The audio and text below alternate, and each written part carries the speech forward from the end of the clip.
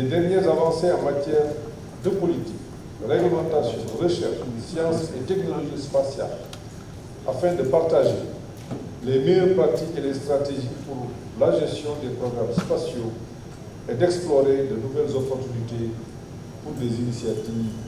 conjointes. Mesdames et messieurs,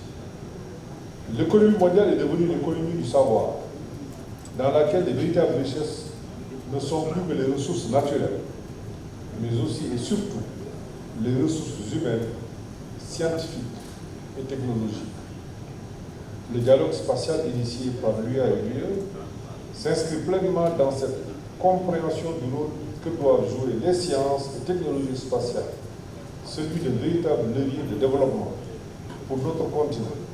grâce à l'exploitation des résultats de la recherche, de l'innovation et des données satellitaires. Nul besoin alors de démontrer que le secteur spatial constitue un pilier fondamental du développement humain au XXIe siècle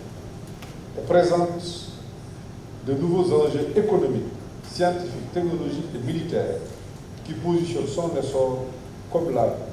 quatrième grande révolution après l'industrie, l'électronique et le numérique. Le spatial permet de faire prospérer un écosystème avec des solutions satellitaires en guise de réponse efficace aux besoins des États et des citoyens à travers notamment l'observation de la Terre à usage multiple, le cadastre et l'aménagement du territoire, la géomatique, l'agriculture et l'élevage, la climatologie et la météorologie, l'énergie et les mines, la santé avec le développement de la télémédecine, la sécurité et la défense avec la surveillance des frontières, la lutte contre les trafics par détection des mouvements de masse, la surveillance maritime. Enfin, le développement industriel, technologique et de l'innovation. C'est conscient d'un tel enjeu que le président de la République Macky Sall a créé l'Agence sénégalaise d'études spatiales. Une telle décision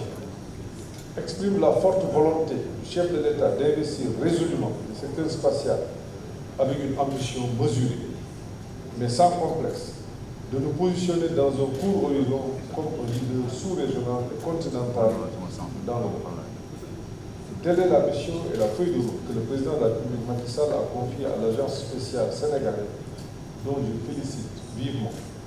le directeur général, M. Maram Kaye, pour ses efforts inlassables dans le but de faire du Sénégal une puissance spatiale. Mesdames et messieurs, en dépit de l'ampleur du chantier spatial pour l'Afrique, les obstacles ne sont pas insurmontables. Ils placent chacun d'entre nous face à ses responsabilités dans la construction de stratégies et de projets communs et mutuellement bénéfiques. Je voudrais profiter de cette tribune pour vous dire toute la disponibilité du président de la République à accompagner et à appuyer cette initiative pour qu'ensemble, nous puissions faire bénéficier à nos États des innombrables opportunités qu'offre le secteur spatial en termes de valeur ajoutée et d'impact réel et positif pour l'ensemble des secteurs économiques. Aussi, voudrais exprimer mes vives félicitations et ma profonde reconnaissance à la Commission de l'Union africaine et à la Commission européenne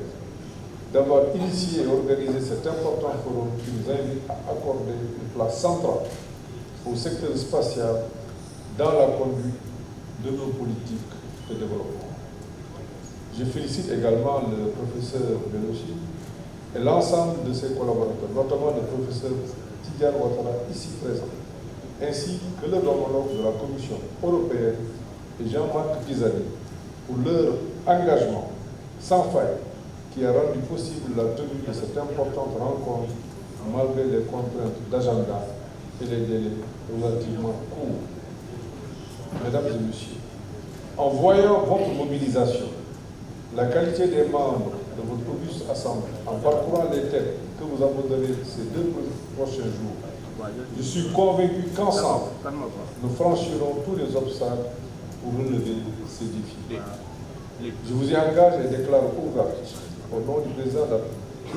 la première édition du Forum international sur le dialogue spécial Union africaine et Union européenne et vous remercie de votre très aimable attention.